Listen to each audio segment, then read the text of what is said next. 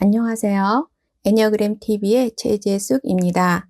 지난 영상에서 회개하는 법, 즉 회개를 위한 의식적 노력과 자발적 고난에 대해 다루었는데요. 애니어그램으로 자신의 격정을 발견하고 나면 무엇을 어떻게 회개해야 하는지에 대해 알게 됩니다. 회개는 잘못을 뉘우치고 새롭게 고친다는 의미를 지니고 있는데요. 회개하며 마음을 다잡으면 일시적인 변화는 가능할지 몰라도 변화를 지속하는 것이 내 생각대로 내 뜻대로 쉽게 되지 않는다는 것을 곧 깨닫게 됩니다.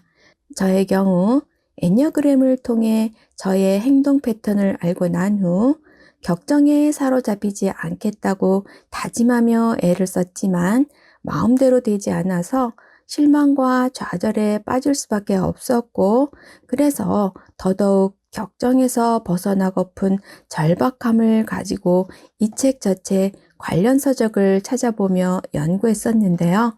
그러다가 폴 딜리의 존재신학에서 그 해법을 만나게 되었습니다. 조직신학자 폴 딜리는 용납되었음을 용납하는 용기라는 믿음에 의해 은혜로 새로운 존재로 변화된다고 하는데요. 애니어그램과 연관지어서 좀 더 쉽게 설명하자면, 하나님은 격정에 사로잡힌 나를 이미 사랑으로 용서하셨고 나는 그 사실을 받아들여야 한다는 것입니다. 그런데 나를 용서하셨다는 것을 용납하는 것, 즉 내가 용서받았다는 것을 받아들이는 데에는 용기가 필요하고, 그 용기가 바로 믿음이며, 이러한 믿음을 지니게 되면 은혜로 말미암아 격정에서 조금씩 자유로워져서 우리가 지으심을 받았던 본래의 모습, 즉 우리의 본질이 회복된다는 것입니다. 다시 한번 정리하면, 격정에 사로잡힌 죄된 나의 모습이 예수 안에서 용납되었음을 믿음으로 받아들일 때 은혜로 새로운 존재가 된다는 것인데요. 새로운 존재란 격정에서 자유로워져서 예수의 성품을 닮아가게 되는 것입니다. 4번 유형 인재가 격정에서 자유로워지는 경험이 어떤 것인지 폴 틸리의 존재신학에 애니어그램을 적용했던 과정을 책에 정리해 놓았는데요.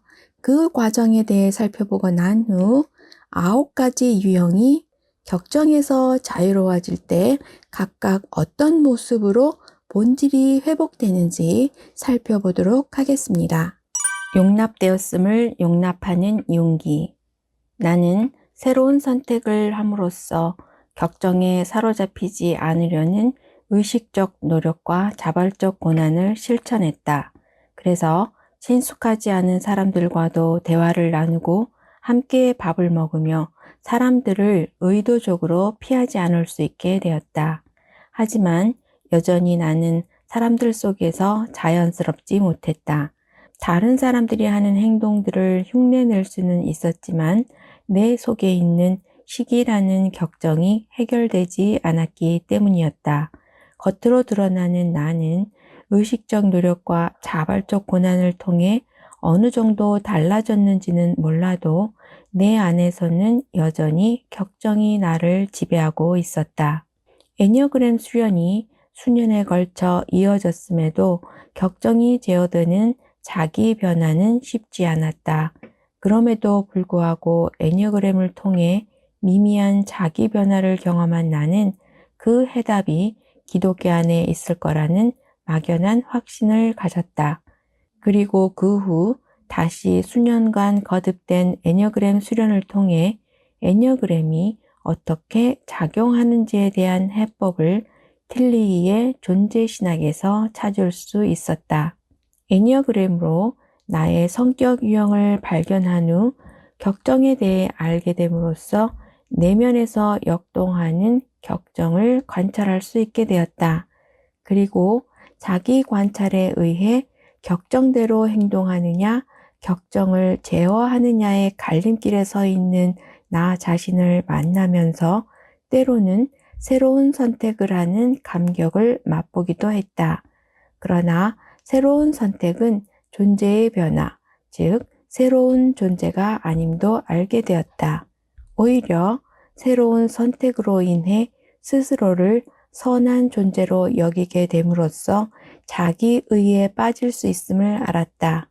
애니어그램은 자신의 피상적인 모습을 보는 것에 머물러서도 안 되고 일시적으로 선한 선택을 할 수 있는 자신을 보며 스스로를 대견하게 여기는 것은 더더욱 아님을 깨달았다.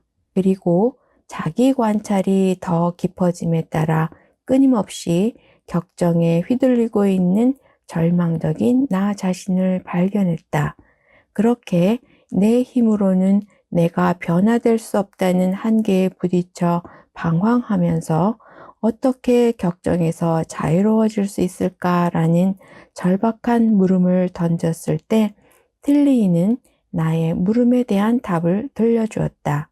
격정에 사로잡힌 나를 하나님이 용납하셨고 나는 그 사실을 받아들이면 격정으로부터 자유할 수 있다는 것이다. 도저히 용납될 수 없는 나에 대해 인식하고 난 후 그러한 내가 용납되었음을 용납하는 용기를 통해 존재 자체의 힘에 의해 존재의 변화를 경험하게 된다는 것을 알게 되었다. 애니어그램으로 나에 대해 인식하고 있더라도 내가 용납되었음을 용납하는 용기라는 믿음이 없으면 존재의 변화라는 영적 성장을 향해 가는 길에서 방향을 잃게 된다. 즉, 애니어그램으로 무지의 죄과로부터 벗어날 수는 있지만 곤란의 죄과로부터 벗어나게 되는 것은 용납되었음을 용납하는 믿음을 통해 이루어진다는 것이다. 애니어그램을 통해 자기를 인식한 후 존재의 변화로 이어지려면 용납되었음을 용납하는 용기, 즉 믿음이 중요한 요인으로 작용해야 함을 틸리이의 존재신학에서 찾아내었다. 그럭저럭 자라고 있는 괜찮은 나를 용납하신 것이 아니라 도저히 용납될 수 없는 나를 용납하셨음을 받아들일 때 내게 은혜가 임하게 됨을 경험했다. 용서받았다는 확신이 생기고 나를 긍정하는 용기가 생겨났다. 그리고 그렇게 나 자신을 용납하고 나면 격정에서도 벗어나게 된다는 것을 경험했다.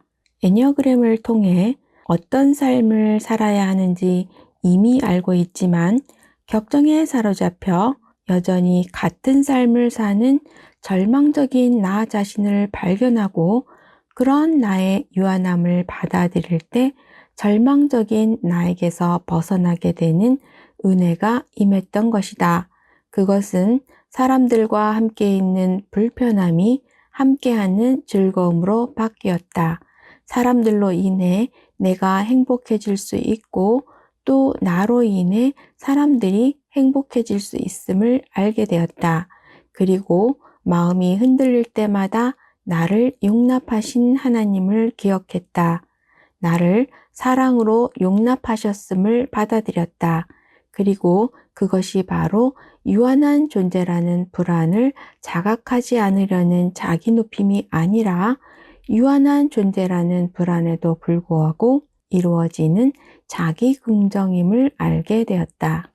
선택의 갈림길에서 의로운 행위를 선택했기 때문에 새로운 존재로 변화되는 것이 아니라 부끄러운 실존이 용납되었음을 용납하는 믿음 안에서 은혜로 말미암아 새로운 존재로 변화되어 의로운 행위를 할 수 있게 된다. 상처로 인해 격정에 사로잡힌 존재가 하나님의 사랑으로 용납되고 치유됨으로써 조금씩 격정에서 벗어나게 되어 새로운 존재가 되는 것이다. 그래서 성격에 의해 드러나지 못하던 본질이 다음과 같이 드러나게 된다.